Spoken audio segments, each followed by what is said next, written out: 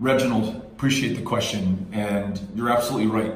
Corporations today in this country call the shots. It helps to explain how, though you and I as taxpayers help to invest in the medications and the cures that are the envy of the world, they're sold back to us at the most expensive prices on the planet today. We fail to use Medicare's purchasing power or the leverage and the volume of the pharmaceutical drugs that they buy to drive down those costs. We have gun manufacturers deciding that members of Congress are going to be complicit in the gun violence that's taking place in this country, going so far as to even prevent the Centers for Disease Control from studying gun violence in the first place. Internet service providers being able to traffic in your personal data, your private web browsing history, selling it to the highest bidder without your consent.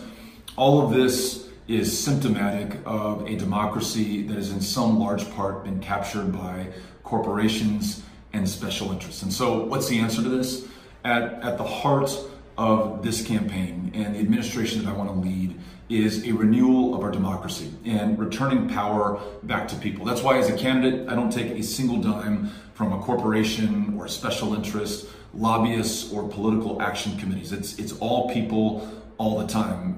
People like you to whom I'm responding right now, the question that you're asking me. I want to make sure that you know once in office that I'm serving your interests and not a corporation's and not a special interest. When we enact that in office by eliminating the ability for PACs to contribute to federal candidates or office holders, when we end gerrymandering, when we have a Supreme Court that no longer decides that corporations are people and money is speech, and therefore corporations can spend unlimited amounts of money to purchase the outcomes of elections and legislation, we're going to start to get policy that matches our interests and serves you. And that means bringing the cost of pharmaceutical medications down so that they are affordable. That means not allowing internet service providers to traffic in our personal data or information. That means passing sensible gun legislation to protect the lives of our fellow Americans and so many other good things. When we value people